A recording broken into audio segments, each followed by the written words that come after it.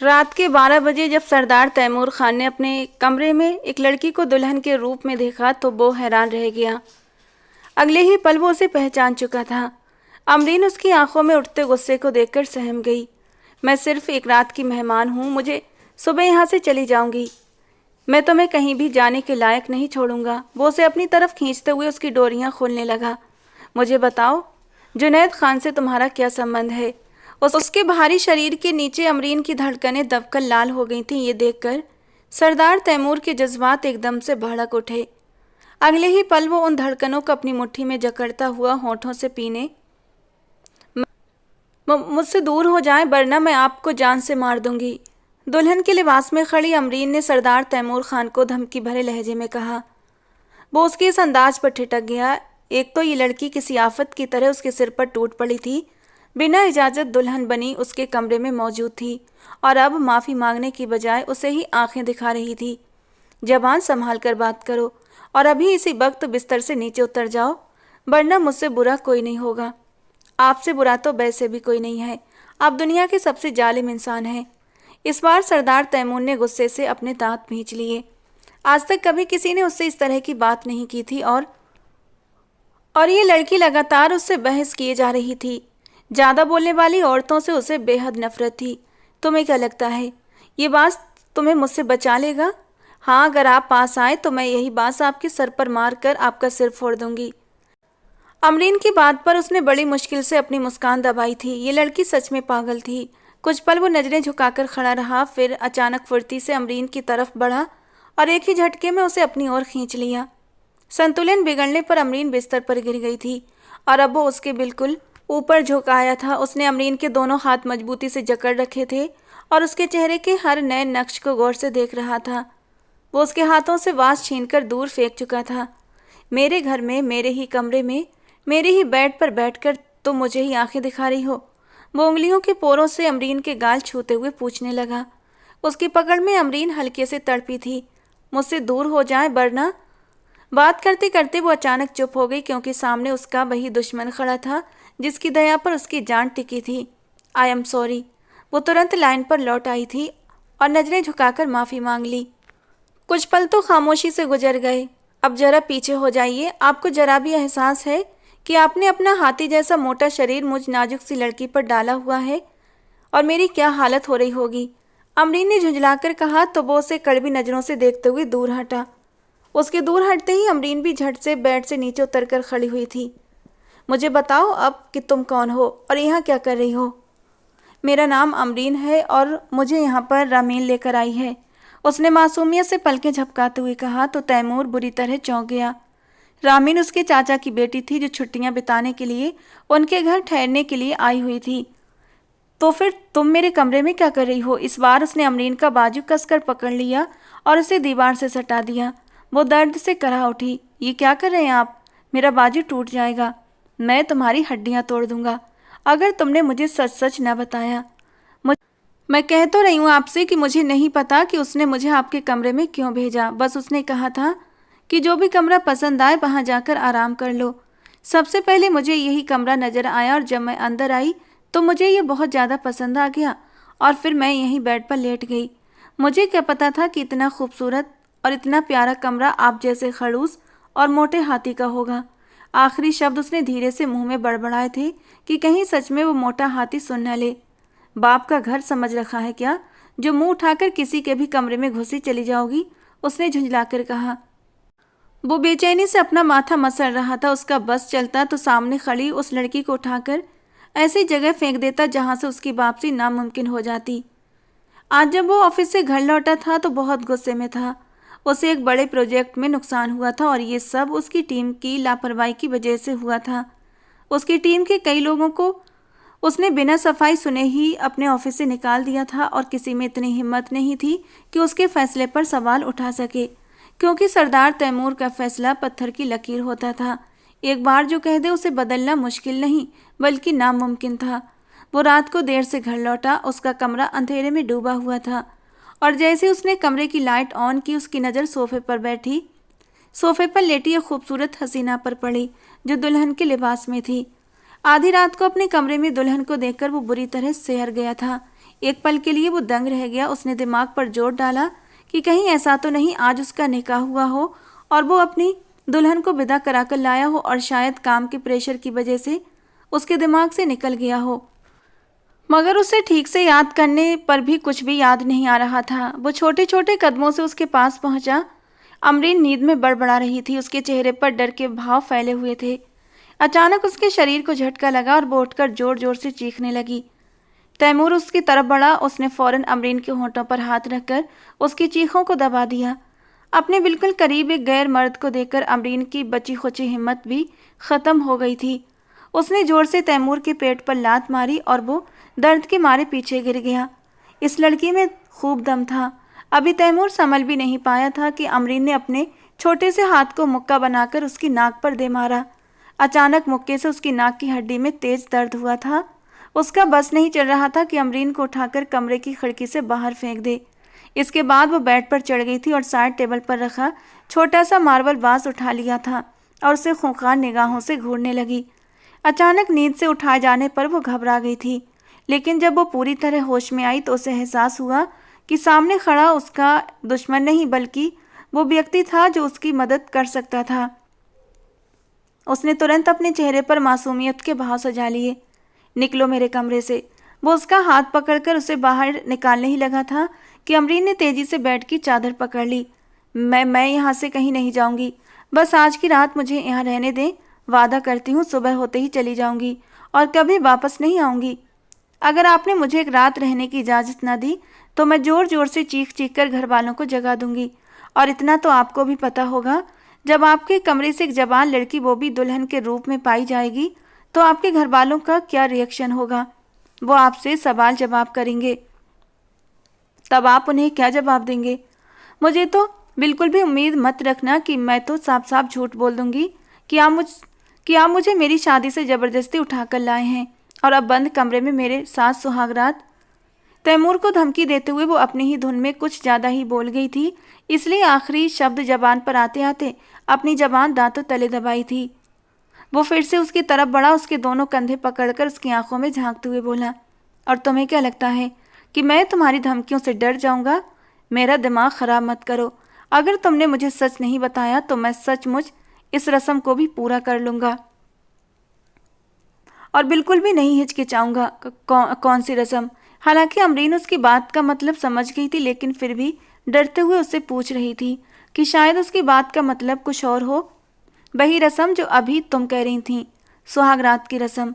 शादी तो शायद तुम कर ही चुकी हो क्योंकि तुम दुल्हन की ड्रेस में हो। बाकी रही सुहागरात तो उसे हम दोनों मिलकर पूरा कर लेंगे। वो उसे चिढ़ाने वाले अंदाज में मुस्कुराते हुए होंठ दांतों तले दबाते हुए बोला था, जबकि अमरीन की तो हवा निकल गई थी। मैं आपको सच बता रही हूँ, मैं यहाँ सचमुच रामीन के कहने पर ही आई थी।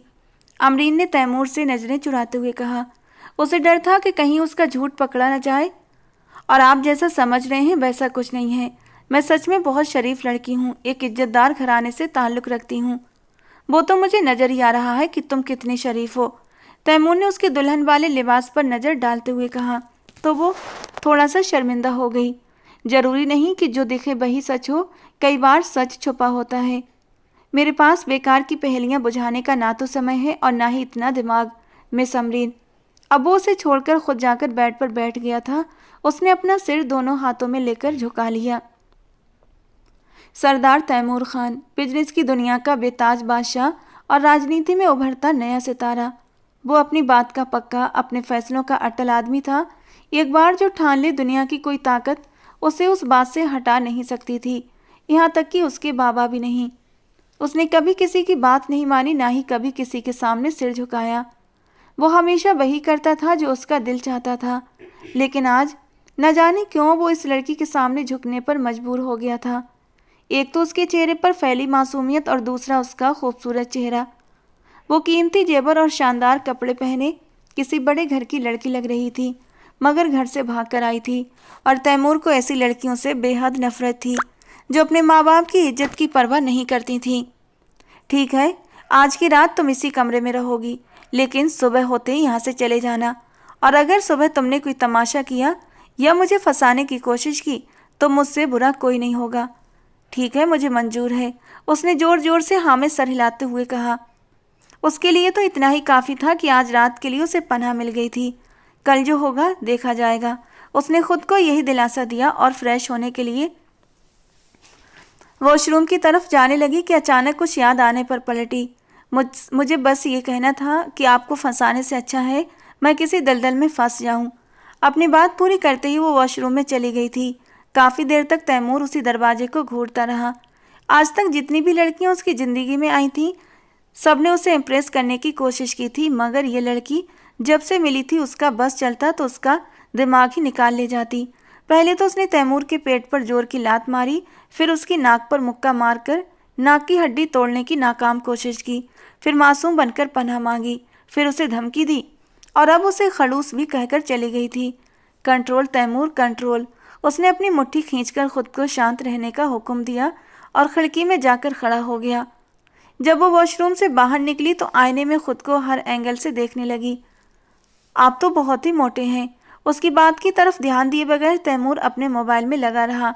ये शर्ट तो मुझे बहुत ढीली है, लेकिन खैर एक ही रात की बात है, गुजारा कर लूँगी।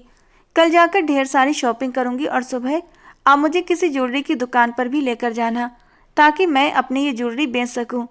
सुन रहे हैं ना आप कि मैं क्या कह रही हूँ? वो इस वक्त बिल्कुल बीबी की तरह उससे फरमाइशें कर रही थी। थोड़ी देर के बाद जब तैमूर पलटा तो उसकी आंखें हैरत से फैल गईं। उसके माथे पर गुस्से की इतनी लकीरें उभर आईं कि गिनना मुश्किल हो गया। तैमूर की जो फेवरेट शर्ट बाथरूम में हैंग थी वो वही पहनकर बाहर आ गई थी। तुम्हारी हिम्मत कैसे हुई मेरे कपड़ों को हाथ लगाने की? वो चील की तेजी से चलता हुआ उसके बिल्कुल सामने जाकर खड़ा हुआ था। हाय मेरे अल्लाह, क्या हो गया? कपड़े ही तो पहने हैं मैंने, कोई बहुत बड़ा गुनाह तो नहीं किया। वो होठों पर हाथ रखते हुए बूढ़ी औरतों की तरह चीखी थी। अभी और इसी वक्त मेरे कपड़े उतारो। ये सुनकर उसने झट से अपने दोनों हाथ अपने सीने पर रख लिए, जैसे अपने सीने को ढकने की कोशिश कर रही हो। आपको शर्म आनी चाहिए एक लड़की से इस तरह की बातें करते हुए। आपको जरा भी अंदाजा है कि ये कितनी गलत बात है? अब वो उसे डांटने लगी थी। तैमूर को साफ महसूस हुआ कि वो उसकी बात का गलत मतलब ले रही है। तुम जो कपड़े पहनकर आई थी वही पहनो और मेरी ये शर्ट उतारो। नहीं उतारूंगी, जो करना है कर लो। मैं पागल नहीं हूँ जो इतना भारी लहंगा पहनकर सोने जाऊँ। और हाँ, इन कपड़ों में हीरे जवाहरात नहीं लगे जो आपको इतनी आग लग रही है। वैसे भी मेरे लिए इन कपड़ों की कोई वैल्यू नहीं है। मैं तो इनसे भी ज़्यादा महंगे कपड़े पहनती हूँ, बस मजबूरी है, इसी वजह से ये पहन लिए। ये कहकर वो सर झटकती हुई बेड पर जाकर बैठ गई थी। वो बाजू लपेटकर गौर से उस लड़की की हरकतों को देखने लगा जो उसके कमरे में राज कर रही थी।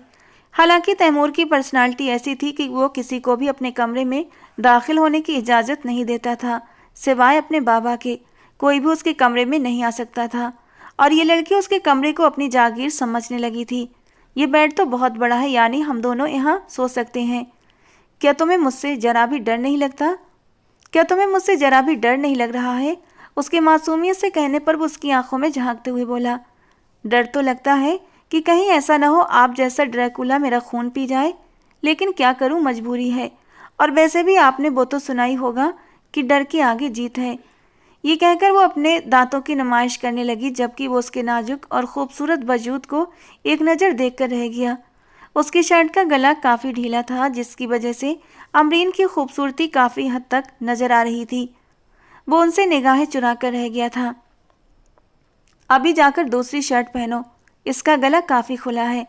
ये सुनकर उसका चेहरा शर्म के मारे लाल हो गया और दिल ही दिल में खुद को गालियाँ देने लगी कि उसका ध्यान इस तरफ क्यों नहीं गया। अब यूँ लाल टमाटर होने की ज़रूरत नहीं है, तुम्हें पहले ही इस चीज़ का एहसास होना चाहिए था। अब जाकर दूसरी शर्ट पहनो। वो उसे गोल गले वाली टी शर्ट देते हुए बोला तो वो चुपचाप उठी और वॉशरूम में चली गई। काफ़ी देर तक वो शीशे में खड़ी अपने चेहरे को देखती रही और अपने गालों को थपक थपक कर अपने अंदर की हालत को बेहतर बनाने की कोशिश करती रही। ओ मेरे अल्लाह, सारी रात मुझे इसी इंसान के साथ ही बितानी होगी। कहीं ऐसा ना हो कि ये इंसान कुछ गलत करने की कोशिश करे। नहीं, अगर ऐसा हुआ तो मैं चिल्ला चिल्ला कर सब घर वालों को इकट्ठा कर लूँगी।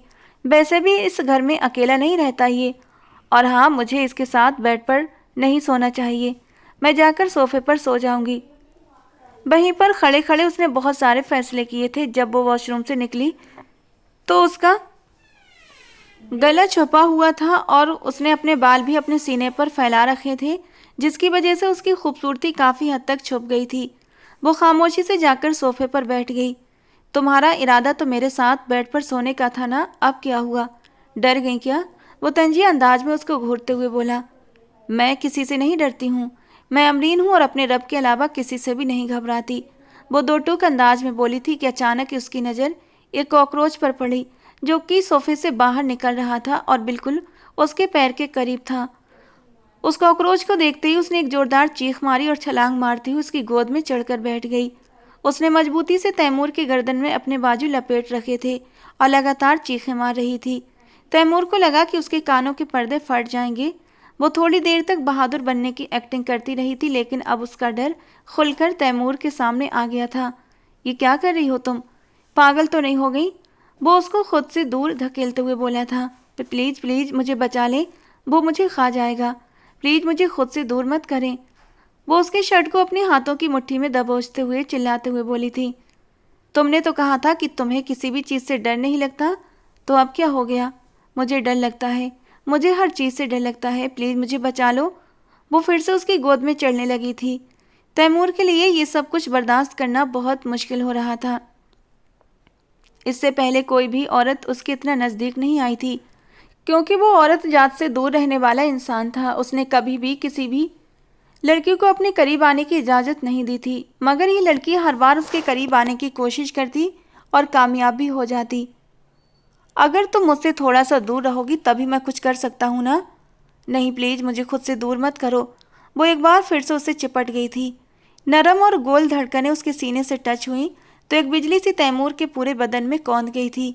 अब की बार तैमूर ने उसे झटके से दूर किया था तो वो करीब ही पड़े कंबल के अंदर जाकर छुप गई।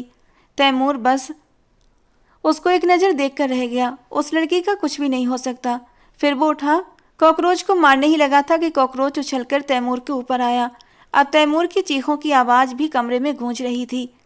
ये तो खुदा का शुक्र था कि कमरा साउंड प्रूफ था। कॉकरोच इन दोनों की चीखों की आवाज़ सुनकर डरकर बेड के नीचे छिप गया था। अमरीन कंबल उठाकर हैरानी से तैमूर को चीखते हुए देख रही थी। क्या तुम्हें भी इससे डर लगता है? नहीं, मैं इन चीज़ों से नहीं डरता, वो खुद को कंपोज करते हुए बोला। फिर तुम चीख क्यों मार रहे थे? अपनी जबान बंद करो और सो जाओ चुपचाप। दोबारा मुझे तुम्हारी आवाज़ सुनाई न दे, वरना आधी रात के वक्त ही धक्का देकर अपने घर से बाहर निकाल दूंगा। उसका इरादा था कि सुबह उठने के बाद वो सबसे पहले रामीन के कमरे में जाएगा और उससे इस लड़की के बारे में बात करेगा। अभी वो इस वजह से रामीन के कमरे में नहीं जा रहा था क्योंकि रात के समय किसी जवान लड़की के कमरे में जाना उसे बुरा लग रहा था और इस लड़की को वो किसी और के कमरे में छोड़ने के लिए भी राजी नहीं था। उसका दिल नहीं मान रहा था। इस लड़की का कोई भरोसा नहीं था।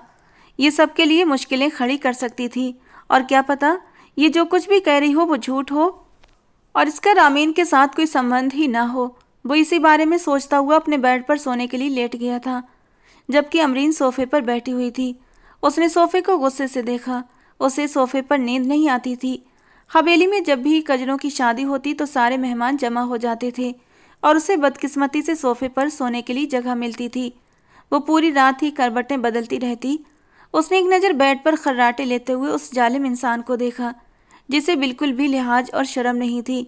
एक लड़की उसके कमरे में मेहमान बनकर ठहरी हुई थी।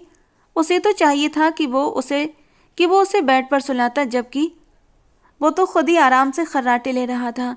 ऐसे लोगों का तो अलग से ही हिसाब होगा। अल्लाह करे उसको गंजी बीबी मिले और उसके बच्चे भी गंजे पैदा हों। वो दिल ही दिल में उसको गालियों से नवाजने लगी थी। तैमूर की नींद बहुत ही कच्ची थी। अगर कमरे में सुई भी गिरती तो उसकी आँख खुल जाती। अमरीन काफ़ी ऊंची आवाज़ में बड़बड़ाई थी, जिसकी वजह से तैमूर की आँख खुल गई थी। वो उसकी बातें सुनकर हल्के से मुस्कुरा दिया था। वो काफ़ी देर तक सोने की कोशिश करती रही और फिर नींद उस पर मेहरबान हो ही गई थी। जैसे ही वो नींद की वादियों में उतरी थी, तैमूर धीरे से चलता हुआ उसके करीब आया था। उसे अपनी बाहों में उठाकर बेड पर लिटा दिया और खुद अपनी जगह पर आकर लेट गया। वो गौर से उस लड़की के चेहरे को देख रहा था और अंदाज़ा लगाने की कोशिश कर रहा था कि ये कौन थी जो यूं अचानक से उसके कमरे में उसके सर पर आकर सवार हो गई थी। वो उस पर शक भी नहीं कर पा रहा था क्योंकि वो बहुत ही मासूम थी और अच्छे घराने की मालूम होती थी। फिर भी उसे डर था कि कहीं ऐसा न हो ये उसके दुश्मनों की कोई चाल हो। इन्हीं चीज़ों के बारे में सोचता हुआ वो एक बार फिर से सो गया था। सुबह उसकी आंख एक दस्तक की आवाज़ पर खुली थी। उसने एक नज़र घड़ी पर डाली तो उसके कदमों के नीचे से ज़मीन निकल गई, क्योंकि सुबह के 10 बज रहे थे। वो बौखलाकर अपनी जगह पर उठ बैठा। अमरीन अभी तक उसके पहलू में ही सोई हुई थी, बल्कि वो अपनी जगह से सरकती हुई उसके करीब आकर लेट गई थी। उसका सिर तैमूर के कंधे पर मौजूद था। जब तैमूर एक झटके से उठा तो उसके वजूद को भी झटका लगा और वो भी उठ गई थी। क्या बदतमीजी है ये, सोने दो मुझे, वो दांत पीसते हुए गुस्से से बोली। तैमूर ने उसे खा जाने वाली नज़रों से घूरा और चुप रहने का इशारा किया था। ये कमरा साउंड प्रूफ है, तुमने खुद ही कहा था, वो उसे याद दिलाने लगी। अभी और इसी समय उठो और जाकर वॉशरूम में जाकर छुप जाओ। मैं क्यों जाऊं, तुम जाओ, मुझे अभी और सोना है। वो कंबल लेकर फिर से लेटने लगी थी।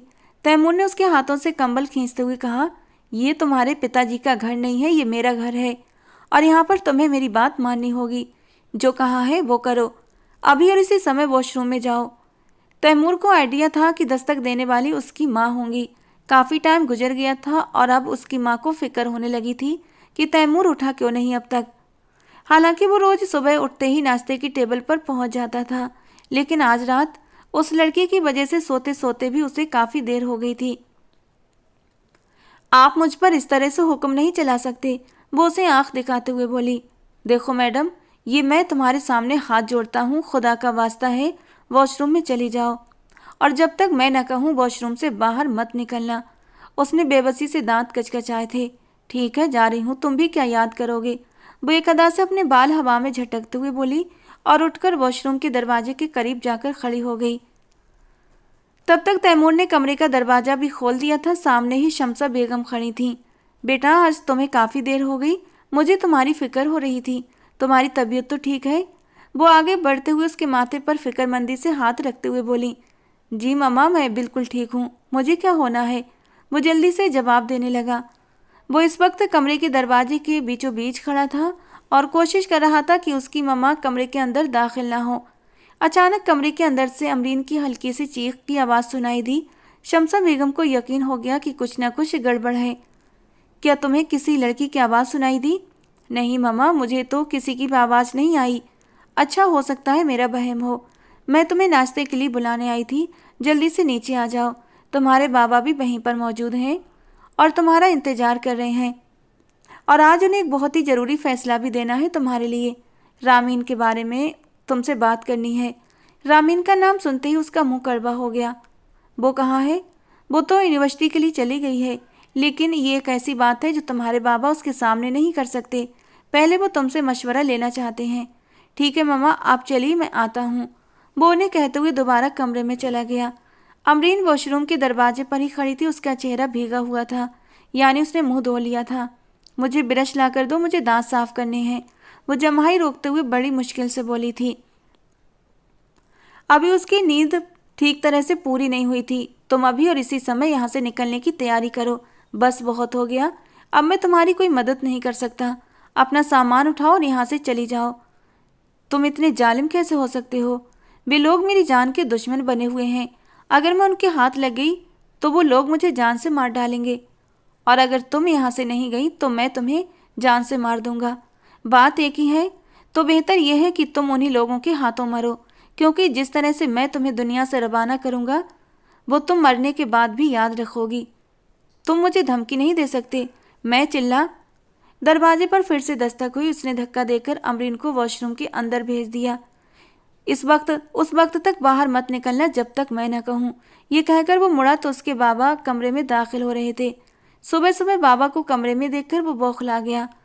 ऐसा नहीं था कि वो पहली बार कमरे में आए थे, वो पहले भी आते रहते थे।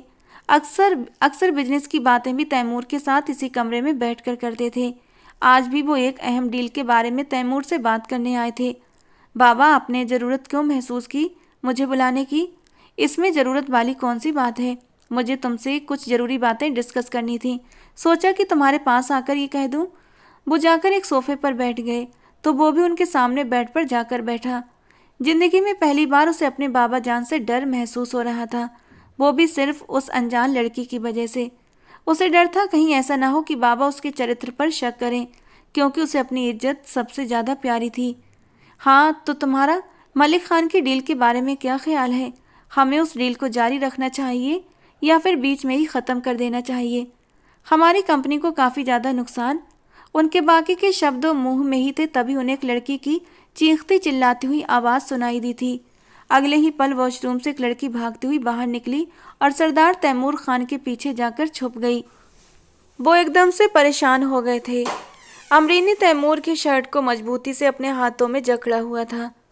प्लीज़ प्लीज़ मुझे बचा लो, वो अंदर अंदर कॉकरोच है, वो फिर से आ गया है, प्लीज़ मुझे उससे बचा लो, वो मुझे जान से मार देगा। ये कहते हुए वो फूट फूट कर रोने लगी थी। उसे कीड़े मकोड़ों से बहुत ज़्यादा डर लगता था। शहरयार साहब तो काफ़ी देर तक होश में ही नहीं आ सके थे।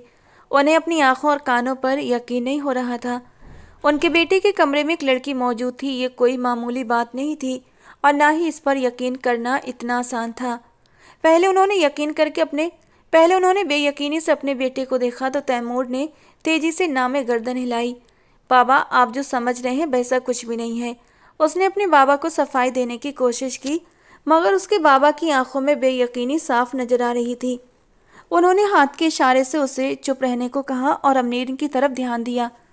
कौन हो तुम और यहाँ पर क्या कर रही हो? उनके लहजे में नरमी थी। अमरीन जो इस स्थिति पर बौखलाई हुई थी, उसने जब अंकल के लहजे में हल्की सी नरमी महसूस की तो उसे हौसला हुआ। मेरा नाम अमरीन है और मैंने कल रात आपके बेटे के साथ इस कमरे में रात बिताई है। अत्यंत मासूमियत और जोर शोर से उसने शहरयार जी को सामने सच बताने की कोशिश की थी और तैमूर का बस नहीं चल रहा था कि वो उसकी गर्दन तोड़ दे, जो कि काम की बात के अलावा हर बात बता रही थी। बाबा को बताओ कि तुम कौन हो और यहाँ कैसे आई हो। ओ अंकल सॉरी, मैंने पहले भी आपको बताया कि मेरा नाम अमरीन है और यहाँ इस कमरे में मुझे आपके बेटे ही लाए थे। कसम से आपका बेटा बहुत अच्छा है। रात को उसने मुझे खाना भी खिलाया, फिर अपने कपड़े भी दिए और अपने ही बेड पर सुलाया। कसम से उसके बेड पर बहुत अच्छी नींद आई थी कि मैं बता भी नहीं सकती। उसने मेरा बहुत ध्यान भी रखा और मेरे साथ बहुत प्यार भी किया। जब इसकी ज़बान चलने पर आती थी तो रुकने का नाम नहीं लेती थी। हर बार जब भी वो बोलती तो अपना ही नुकसान कर बैठती थी। दूसरी तरफ तैमूर की हालत ये थी कि जैसे काटो तो बदन में खून नहीं। उसने इस लड़की की मदद की थी और उसे एक रात के लिए अपने कमरे में रखा था, मगर उसके बहमो गुमान में भी नहीं था कि यही भलाई उसके गले पड़ जाएगी। मैं तुम्हें जान से मार दूंगा लड़की, तुम इस काबिल ही नहीं थी कि। वो गुस्से से चीखा था तो अमरीन जल्दी से शहरयार साहब के पीछे जाकर छुप गई। देखिए कैसे मुझ पर गुस्सा करते हैं, जैसे सारी गलती मेरी हो। रात में तो बड़े प्यार से आपने मुझे उठाकर बेड पर रखा था। वो फिर से अपनी जबान के जलवे दिखाने लगी। खुदा का वास्ता है मेरी माँ, चुप हो जाओ। वो बस मन ही मन ये कह पा रहा था। उसी वक्त तो शमसा बेगम भी कमरे में दाखिल हुई थी।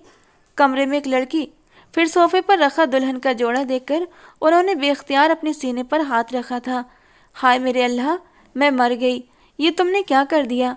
क्या तुम इसे निकाह करके लाए हो? तुम ऐसा कैसे कर सकते हो?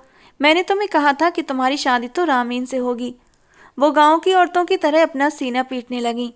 मम्मा बस कर दें, मैंने इसे निकाह नहीं किया और ना ही इसे दुल्हन बनाकर लाया हूँ, बल्कि ये तो एक आफत की तरह मेरे सिर पर नाजिल हुई है। उसे समझ नहीं आ रहा था कि वो अपने मामा बाबा को कैसे सफाई दे, जिनकी आंखों में उसके लिए शक साफ दिखाई दे रहा था। और ऊपर से ये लड़की जो एक ढंग की बात भी नहीं कर रही थी। तुम लोग अभी और इसी वक्त मेरे साथ बाहर चलो। उसके बाबा ने दोनों को इशारे से बुलाया और खुद बाहर चले गए। तो तैमूर ने उस लड़की को घूर कर देखा। तुमने क्या किया है? तुमने सब कुछ बर्बाद कर दिया। अरे मैंने तो आपकी तारीफ की है। आपको तो मेरा शुक्रिया अदा करना चाहिए और मुझे दाद देनी चाहिए। दाद के अलावा मैं तुम्हें और भी बहुत कुछ दूंगा, बस थोड़ा सब्र रखो। देखना मैं तुम्हारे साथ अब क्या करता हूँ। अगर तुम्हारी वजह से मेरे साथ कोई जुल्म हुआ ना, तो तुम अपनी जबान से वंचित हो जाओगी, जिसके जौहर तुमने अभी अभी दिखाए हैं। डरती नहीं हूँ मैं आपसे। और हाँ, अब तो आपके बाबा भी मेरी साइड पर हैं। अगर आपने मुझे जरा सा भी डांटा तो मैं आपके बाबा को ये भी बता दूंगी कि रात को आपने मुझे कपड़े उतारने के लिए कहा था। ये सुनकर उसने झट से अमरीन के होंठों पर हाथ रख दिया, मगर ये बात शमशा बेगम सुन चुकी थी। उन्होंने घबराकर अपने सीने पर हाथ मारा। क्या तुम दोनों के बीच सब कुछ हो चुका है? अरे नहीं आंटी, इतना कुछ नहीं हुआ। बस इन्होंने मुझे इतना ही कहा था कि मेरे कपड़े। अमरीन बेवकूफ़ थी। ये तो तैमूर को पहले ही पता था, लेकिन बेवकूफ़ों की सरदार होगी ये उसने कभी भी नहीं सोचा था। चलो फिलहाल दोनों बाहर चलो, शहरयार साहब तुम लोगों से कुछ बात करेंगे। शमसा बेगम ने दोनों को बाहर निकलने का इशारा किया तो वो आगे पीछे लॉन्ज में जाकर खड़े हो गए। सरदार शहरयार साहब सोफे पर टांग चढ़ाकर बैठे थे और गहरी सोच में डूबे नजर आ रहे थे। उन्होंने दोनों पर एक एक नज़र डाली और फिर अमरीन को वहां से जाने का इशारा किया। वो तैमूर के कमरे में जाने की बजाय किचन में जाकर खड़ी हो गई। एक नौकर से उसने मोबाइल लिया और जल्दी से हवेली का नंबर डायल करने लगी। दूसरी तरफ उसकी दादी जान थी जो दूसरी घंटी पर कॉल उठा चुकी थीं। दादी जान कैसी हैं आप? पोती की आवाज़ सुनते ही उनकी आंखें आंसुओं से भीग गईं। मेरी जान मैं बिल्कुल ठीक हूँ, तुम बताओ तुम कैसी हो और कहाँ हो? ठीक तो हो ना? दादी जान मैं इस समय बहुत अच्छी जगह पर हूँ और सुरक्षित भी, आपको मेरी फिक्र करने की ज़रूरत नहीं, उसने उन्हें तसल्ली दी। यहाँ पर ख़तरे वाली कोई बात नहीं है बेटा, तुम जहाँ हो बस वहीं रहो, कुछ दिन उसी जगह पर बिताओ, वहाँ से बाहर मत आना, क्योंकि अगर तुम्हारे चाचा को तुम्हारे बारे में पता चल गया तो वो तुम्हें जान से मार देंगे। ये कहकर वो फिर से आंसू बहाने लगीं। अरे दादी आप बेफिक्र हो जाएं, आप चाचा जान मेरा कुछ भी नहीं बिगाड़ सकते, वो कभी मुझ तक पहुंच ही नहीं पाएंगे। उसने उन्हें फिर से तसल्ली दी और फ़ोन बंद कर दिया। वो खानों की लड़की थी, परिवार की सबसे छोटी और लाडली बेटी, जिसकी हर इच्छा पूरी होती थी। उसके माँ बाप का उसके बचपन में ही निधन हो गया था। उसके पापा ने एक बड़ी जायदाद छोड़ी थी, जिसके बाद में ताया और चाचा ने उसे अपने नाम करवा लिया। उसने इस बात पर कोई आपत्ति भी नहीं जताई थी, क्योंकि हवेली में उसे हर तरह की सुविधाएं मिलती थीं। वो अपनी मर्जी से ज़िंदगी जी रही थी, यूनिवर्सिटी में भी पढ़ती और जो दिल में आता वही करती। लेकिन फिर उसके चाचा के बेटे ने मलिक परिवार की बेटी से भागकर शादी कर ली। मलिक परिवार गुस्से से आग बबूला हो गया कि अरमान खान ने उनकी इज्जत पर हाथ डाला है और अब वो इज्जत का बदला इज्जत से लेंगे। मलिक परिवार का कहना था कि बदले के तौर पर आप अपने परिवार की बेटी हमारे विकलांग बेटे के निकाह में दें। सभी की नज़रें अमरीन पर जाकर टिक गईं। वो उसे बलि का बकरा बनाना चाहते थे। दादी जान ने साफ इनकार कर दिया और दो टूक अंदाज में हुक्म दिया कि सज़ा उसी व्यक्ति को मिलनी चाहिए जिसने ये गुनाह किया है। मेरी पोती बेगुनाह है, उसका इन मामलों से कोई लेना देना नहीं, और अगर किसी ने उसके साथ जोर जबरदस्ती करने की कोशिश की तो मुझसे बुरा कोई नहीं होगा। चाचा और ताया दोनों ही अपनी माँ के खिलाफ हो गए थे कि दादी जान ने निकाह के दिन मजबूरन उसे हवेली से ही भगा दिया। ड्राइवर उसे शहर की सीमा तक छोड़कर चला गया था, उसके बाद आगे उसे अकेले जाना था। दादी ने जिस घर का पता उसे दिया था वो भी उससे खो गया था। मोबाइल और पैसे भी गुंडों ने छीन लिए थे। वो उनसे भागकर बड़ी मुश्किल से रात के अंधेरे में सरदार तैमूर की हवेली पहुंची थी। मेन दरवाज़ा खुला हुआ था। चौकीदार दरवाजे के पास बैठा ऊँघ रहा था। वो जल्दी से हवेली के अंदर दाखिल हो गई। रात के समय उसने रामीन को हवेली के कर्मचारियों से बात करते हुए सुना था। रामीन वहाँ मेडिसिन मांग रही थी। उसने वहीं रामीन का नाम सुना था। उसके कमरे में जाते ही वो भी छिपकर हवेली के अंदरूनी हिस्से में चली गई थी और फिर एक कमरे में जाकर बैठ गई जो कि सरदार तैमूर का कमरा था। और बाद में जब वो कमरे में आया तो उसने बहाना बनाया कि उसे यहाँ रामीन लाई है। सरदार तैमूर को इस पर यकीन नहीं था। इसी वजह से सरदार तैमूर ने उसे अपने कमरे में ठहरा लिया ताकि सुबह होते ही वो उसे यहाँ से निकाल दे। लेकिन उसके वहमो गुमान में भी नहीं था कि वो उसकी गर्दन का ढोल बन जाएगी। हवेली में दादी जान से बात करके अमरीन काफ़ी हद तक शांत हो गई थी, लेकिन बाहर होने वाले फैसले से वो अब तक अनजान थी। जब उसे इस फैसले के बारे में पता चला तो उसका सारा सुकून बिखर गया था। उसे कुछ भी सोचने समझने का मौका नहीं मिला। शहरयार साहब मौलवी और गवाहों का इंतजाम कर चुके थे। जब वो किचन से बाहर आई तो उसे सोफे पर बिठा दिया गया। उसके सिर पर लाल रंग का दुपट्टा रख दिया गया और जब मौलवी साहब ने उसे निकाह के लिए कबूल है कहने को कहा तो एक पल के लिए उसका दिल जोर से धड़क उठा। आंखों के सामने तैमूर खान की छवि घूम गई। हट्टा कट्टा मस्कुलर बॉडी वाला तैमूर खान किसी भी लड़की का सपना हो सकता था।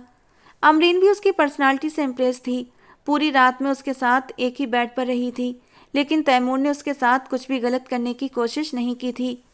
लेकिन यूं उसकी दुल्हन बन जाएगी उसने कभी भी नहीं सोचा था। उसके ख्याल से ही दिल में एक अजीब सी गुदगुदी होने लगी थी। लड़का बुरा नहीं है, फिर कबूल करने में क्या बुराई है।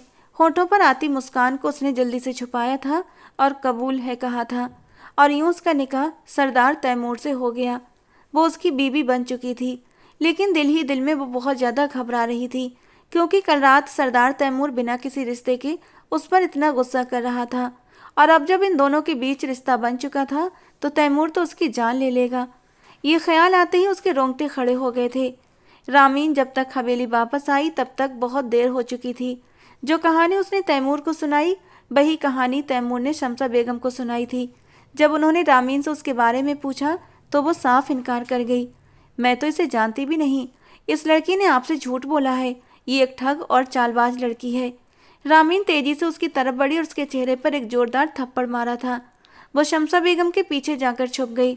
अभी और इसी वक्त इसे घर से बाहर निकालें। न जाने ये कौन है, कहाँ से आई है, मैं इसे जान से मार दूंगी। इसकी हिम्मत कैसे हुई सरदार तैमूर से शादी करने की? ये ऐसा नहीं कर सकती। सरदार तैमूर सिर्फ मेरा है, उस पर मेरा हक है। वो एकदम गुस्से से बेकाबू हो गई थी। इससे पहले कि वो उसके बाल पकड़कर उसे घर से बाहर फेंकती, सरदार तैमूर ने बीच में आते नरमीन के बाजू को कसकर पकड़ लिया था और उसे जोर से झटक दिया। खबरदार जो तुमने इसे हाथ लगाया, वरना मुझसे बुरा कोई नहीं होगा। ये मेरी बीवी है और अब से ये इसी घर में रहेगी। अगर तुम इसकी इज्जत कर सकती हो तो रहो, वरना तुम यहाँ से जा सकती हो। हवेली के दरवाजे तुम्हारे लिए खुले हैं। तैमूर, तुम मेरे साथ ऐसा कैसे कर सकते हो?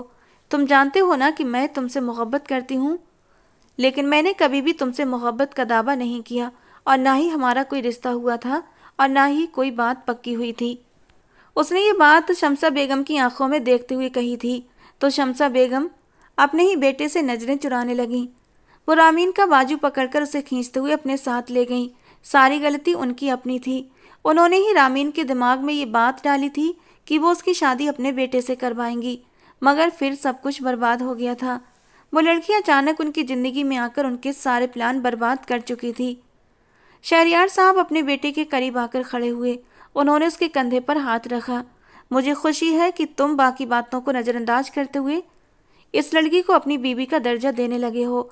मुझे तुम पर फख्र है।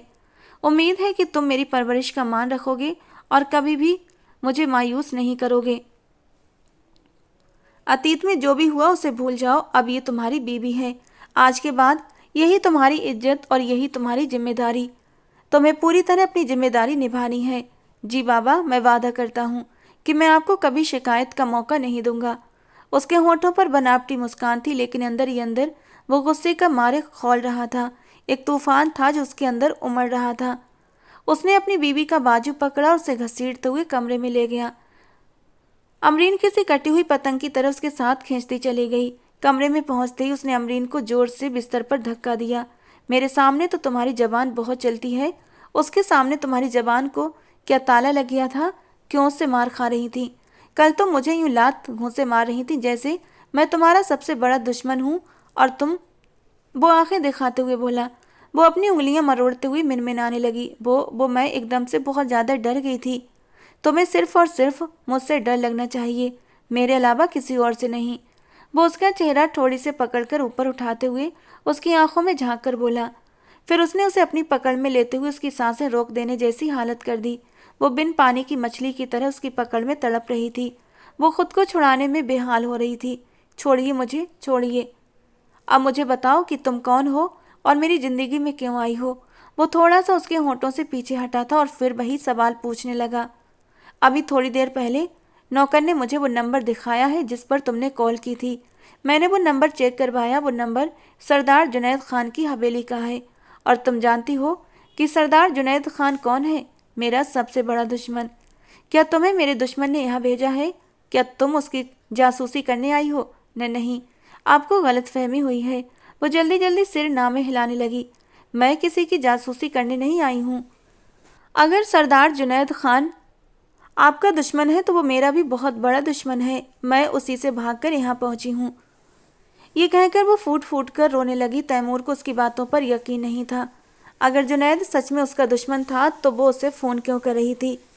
जब तैमूर ने यही सवाल उससे पूछा तो अमरीन आंसू पोंछते हुए बोली, वो मेरे दुश्मन होने के साथ साथ बदकिस्मती से मेरे चाचा भी हैं।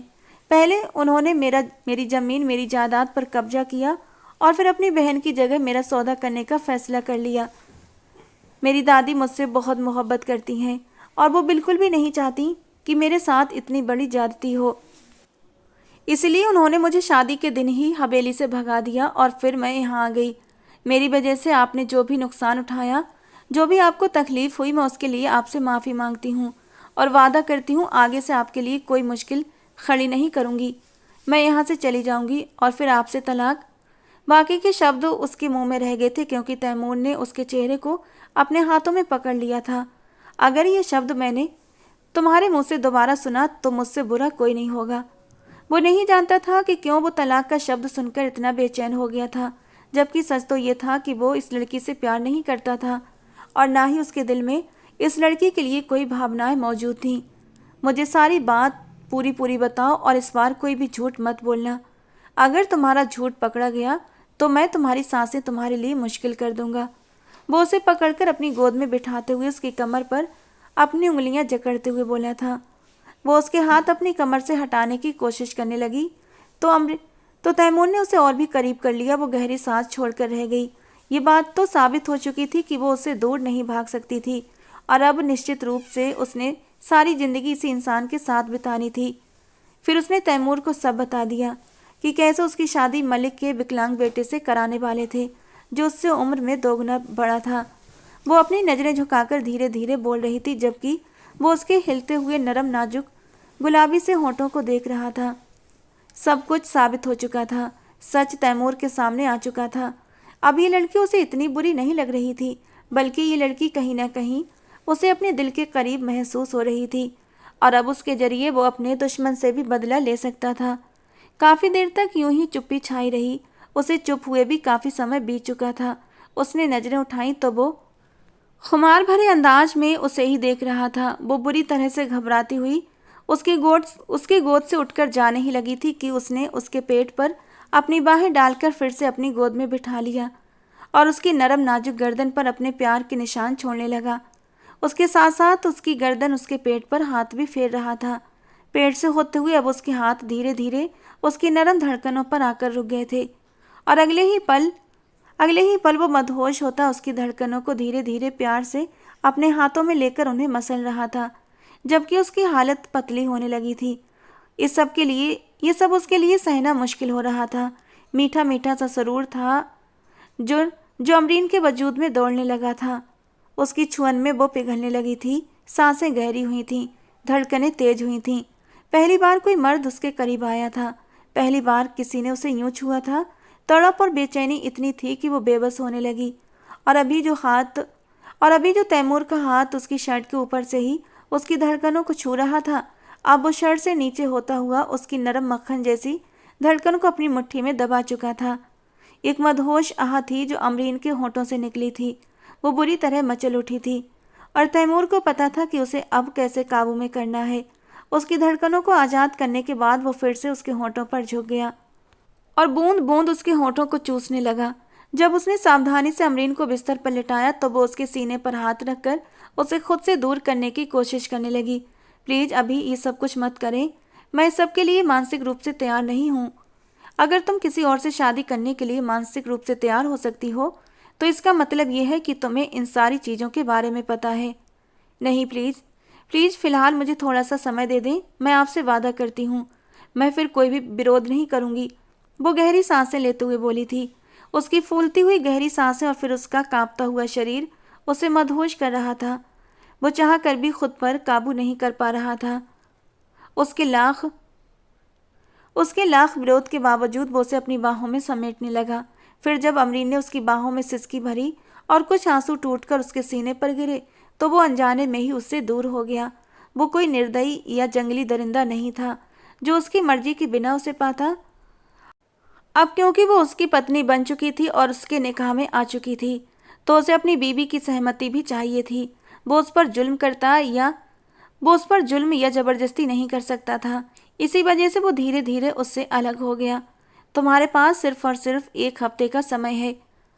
अगर तुमने अपने आप को मानसिक रूप से तैयार किया तो ठीक, क्योंकि इसके बाद मैं तुम्हें एक पल का भी समय नहीं दूंगा। तुम्हें हर हाल में अपने आप को मेरे हवाले करना होगा। उंगली उठाकर उसे साफ शब्दों में कहते हुए वो नहाने के लिए वॉशरूम चला गया। जब वो बाहर आया तो वो सोफे पर लेटी हुई थी। बिना कुछ कहे उसने उसे अपनी बाहों में उठाया और फिर से बिस्तर पर जाकर लिटाया। आज वो उस पर पूरा पूरा अधिकार रखता था। वो उसे अपनी बाहों में समेटकर उसके सीने पर अपना सिर रखकर छोटे छोटे खर्राटे ले रहा था, जबकि अब वो अनजाने में ही उसके बालों में उंगलियां चला रही थी। सरदार तैमूर खान ने कभी अपने ख्याल में भी नहीं सोचा था कि वो इस एक अनजान लड़की से यूं अचानक प्यार कर बैठेगा। और हाँ, ये सच था, इस लड़की से प्यार तो उसे कल रात ही हो गया था, जब उसने पहली बार उसे देखा था, जब पहली बार उसकी अमरीन पर नज़र पड़ी थी। और सुबह जिस तरह से मासूमियत से वो ज़ोर शोर से बातें कर रही थी, बेशक वो सच कह रही थी, लेकिन सच की वजह से वो दोनों एक दूसरे के साथ एक मजबूत रिश्ते में बंध चुके थे। एक फांस थी जो अभी तक उसके दिल में मौजूद थी, और वो ये थी कि अमरीन उसके सबसे बड़े दुश्मन की भतीजी थी, लेकिन ये भी किसी न किसी हद तक उसके लिए फ़ायदेमंद साबित होने वाला था। सुबह जब वो सोकर उठी तो वो अभी भी गहरी नींद की वादियों में ही था। वो उसे परेशान किए बिना तैयार होकर नीचे चली गई। शम्सा बेगम का लहजा उसके साथ काफ़ी हद तक नॉर्मल हो चुका था, क्योंकि अब वो उनकी बहू बन चुकी थी। इसी वजह से उन्हें हर हाल में उसे स्वीकार करना ही था। वो जानती थी कि उनके पति और बेटे का फैसला अटल होता है। अगर उनके पति उसे अपनी बहू और बेटा अपनी पत्नी मान चुके थे, तो वो कौन होती थी इनकार करने वाली। अमरीन रसोई में खड़ी अपने लिए चाय बना रही थी जब अचानक किसी ने उसके कंधे पर हाथ रखा। वो घबराकर पीछे पलटी और देखा, वहां पर रामीन खड़ी थी। तुम जैसी घटिया लड़की मैंने आज तक कभी नहीं देखी, जो शादी से पहले ही एक गैर मर्द के साथ रात गुजार चुकी है और अभी वो बेशरमों की तरह उसके गले का ढोल बनकर इस घर की बहू बनी बैठी है। तुम्हें तो डूबकर मर जाना चाहिए। तुम्हें शर्म नहीं आती कि तुम जबरदस्ती किसी के माथे थोप दी गई हो। वो उसके चरित्र पर वार करते हुए बोली थी, देखो, अगर मैं तुम्हारा लिहाज कर रही हूँ तो इसका ये मतलब नहीं कि तुम्हारे जो भी मुंह में आएगा वो तुम बोलोगी। अमरीन भी गुस्से से उसकी तरफ बढ़ी थी, लेकिन रामीन ने उसका बाजू पकड़कर झटकते हुए कहा, तुम खुद को समझती क्या हो? एक तो जबरदस्ती इस घर में और मेरे होने वाले पति की जिंदगी में घुस आई हो। तुम्हारा होने वाला पति था, लेकिन अब वो मेरा पति है, और मैं हरगिज भी ये सहन नहीं करूंगी कि तुम मेरे पति के बारे में इस तरह की बातें करो। अमरीन नहीं जानती थी कि उसमें इतनी हिम्मत कहाँ से आई थी। अगले ही पल रामीन ने उसे बालों से पकड़ लिया, लेकिन इस बार अमरीन ने उसके हाथों को एक झटके से छुड़ाकर जोर से उसकी नाक पर मुक्का मारा था। रामीन की नाक से खून निकलने लगा। आवाज़ सुनकर सब घरवाले वहां पर इकट्ठा हो गए थे। सरदार तैमूर ने जब अपनी जंगली बिल्ली को रामीन के साथ लड़ते देखा तो वो तेजी से उसकी तरफ बढ़ा और उसे बाहों से पकड़कर अपनी ओर खींचा। साथ ही उसने रामीन को भी साफ शब्दों में कह दिया कि तुम यहाँ से जा सकती हो। तुम इस काबिल नहीं कि तुम यहाँ रहो। सरदार शहरयार को भी पता था कि गलती पूरी रामीन की है। शम्सा बेगम ने भी उसे वापस भेज दिया था। उन्होंने उससे माफ़ी भी मांगी थी। मुझे माफ़ कर दो कि मैं अपना किया हुआ वादा पूरा नहीं कर सकी, लेकिन अब मैं अपने बेटे से कोई विवाद नहीं कर सकती। मेरे लिए मेरे बेटे की खुशी से बढ़कर और कुछ भी नहीं। रामीन उन्हें गालियां देते हुए वहां से चली गई थी, लेकिन किसी को कोई फर्क नहीं पड़ा था। अमरीन की नई जिंदगी की शुरुआत हो चुकी थी। वो जिंदगी उसे काफ़ी हद तक अच्छी भी लग रही थी और वो अपनी इस जिंदगी में काफ़ी खुश थी। उधर तैमूर भी अब अपनी इस नई जिंदगी से काफ़ी खुश था, क्योंकि पहले जब वो ऑफिस से घर वापस आता था तो कोई भी उसका इंतजार करने वाला नहीं होता था। उसकी माँ रात को जल्दी सो जाती थी क्योंकि वो दवा लेती थी, जिससे कि उन्हें जल्दी नींद आती थी, और पापा भी अपने कामों में व्यस्त रहते थे। लेकिन अब जब भी वो घर वापस आता तो वो छोटी सी लड़की खाने की मेज पर बैठी उसका इंतजार कर रही होती थी। ये सब कुछ उसने अपनी दादी जान से सीखा था। वो अभी भी अपनी दादी जान से संपर्क में थी और उसकी दादी उसे टिप्स दे रही थी। उसका इरादा बहुत जल्द उनसे मिलने का था। वो शहरयार साहब से भी उसकी दादी मिलना चाहती थी और उनसे माफ़ी मांगना चाहती थी और उनका धन्यवाद भी करना चाहती थी, मगर उन्हें समय नहीं मिल पा रहा था और ना ही उनके बेटे उन्हें मौका दे रहे थे कि वे हवेली से बाहर निकलें। उनके बेटे जानते थे कि सिर्फ दादी जान ही जानती है कि अमरीन कहाँ गई है, और दादी जान ने अपनी ज़बान को इस तरह सील किया था कि अगर वो बोल दें तो सब कुछ बर्बाद हो जाएगा। अमरीन अपनी दादी की सलाह पर न सिर्फ अपने पति के छोटे मोटे काम करती, बल्कि उसकी सारी ज़रूरी चीज़ों का भी ख्याल रखती थी। वो उसके लिए अपने हाथों से खाना बनाती थी, सुबह जल्दी उठती और उसके लिए नाश्ता बनाती थी। इसके अलावा रात को जब वो सोने के लिए लेटता तो वो उसके पैरों में जाकर बैठ जाती, और जब पहली बार उसने उसकी टांगें दबाई तो उसने जल्दी से अपनी टांगें पीछे खींच लीं। ये क्या कर रही हो तुम? अपने पति की सेवा कर रही हूँ। मैंने सुना है कि पति की सेवा करने से नेकी मिलती है। केवल सेवा नहीं करते बल्कि अपने पति के अधिकार भी पूरे करते हैं, उन्हें खुश करते हैं। वो उसे अपनी बाहों में खींचकर अपने ऊपर ले आया था, जबकि ये सुनकर उसके इरादे जानकर वो बुरी तरह घबराई थी। उसके गाल शर्म से लाल हो गए थे। आज रात 12 बजे तुम्हें दिया हुआ समय पूरा हो जाएगा और उसके बाद तुम्हें अपना किया हुआ वादा पूरा करना होगा। कौन सा वादा? मुझे तो कुछ भी याद नहीं कि मैंने कोई वादा किया था। फिक्र मत करो, मैं तुम्हें याद दिला दूंगा क्योंकि मेरी याददाश्त बहुत अच्छी है। वो उसकी नाक के साथ अपनी नाक रगड़ते हुए बोला तो वो बुरी तरह घबरा गई। वैसे मैंने कभी सोचा नहीं था कि एक छोटी सी नाजुक सी लड़की मुझे अपने प्यार के जाल में फंसा लेगी। पहली बार वो उससे अपनी मोहब्बत का इकरार कर रहा था। तुम मेरी ज़िंदगी में आने वाली पहली लड़की हो और तुम मेरी ज़िंदगी में आने वाली आखिरी लड़की भी रहोगी। तुम मेरा सब कुछ हो। मैं तुम्हारे साथ एक नई ज़िंदगी की शुरुआत करना चाहता हूँ और तुम्हारे साथ एक छोटी सी फैमिली स्टार्ट करना चाहता हूँ। क्या तुम इस ज़िंदगी के सफ़र में मेरा साथ दोगी? उसने अपना हाथ अमरीन की तरफ बढ़ाया। अमरीन ने उसका हाथ झड़ थाम लिया क्योंकि उसकी दादी ने उसे यही सलाह दी थी। उस रात वो उस पर अपनी मोहब्बतें लुटाने लगा।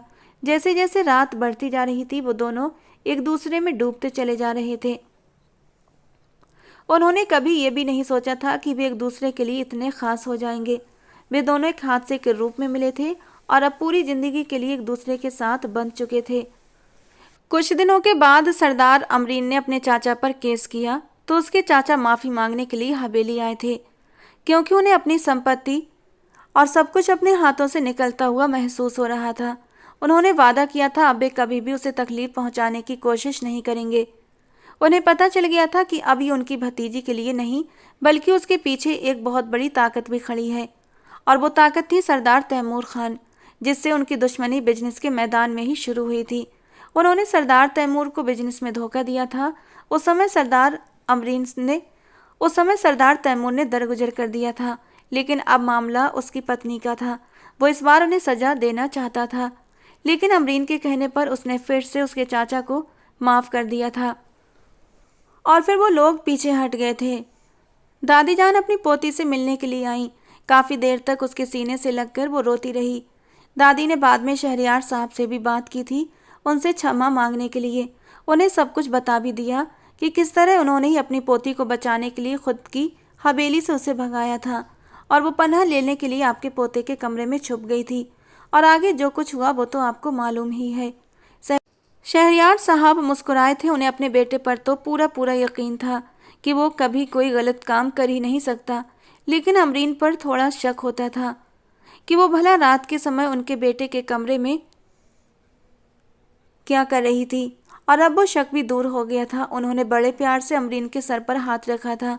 उन्हें ये लड़की शुरू से ही पसंद थी, लेकिन अब यह आखिरी कांटा भी उनके दिल से निकल चुका था। शहरयार साहब ने उन्हें तसल्ली दी कि चिंता की कोई बात नहीं, बल्कि हमें तो खुशी है कि हमें एक प्यारी सी छोटी सी बहू मिल गई है जिसने हमारे बच्चे को सुधार लिया है। जब तैमूर ने यह सुना तो वो शरारती अंदाज में अपनी बीवी की ओर देखने लगा, जबकि अमरीन शर्माकर साइड पर खड़ी थी। वो भी खुलकर मुस्कुरा दी। एक बहुत ही खूबसूरत ज़िंदगी इन लोगों की मुंतजर थी, और सरदार तैमूर खान को अपने बच्चों को सुनाने के लिए एक कहानी भी मिल चुकी थी कि वो और उनकी मम्मा आपस में कैसे मिले थे। तो दोस्तों, आज की हमारी कहानी आपको कैसी लगी कमेंट बॉक्स में ज़रूर बताना। पसंद आई हो तो प्लीज़ लाइक करना। रोज़ ऐसे ही रोमांटिक स्टोरीज़ के लिए हमारे चैनल को सब्सक्राइब करें। मिलते हैं दोस्तों अगली किसी नई और रोमांटिक कहानी के साथ।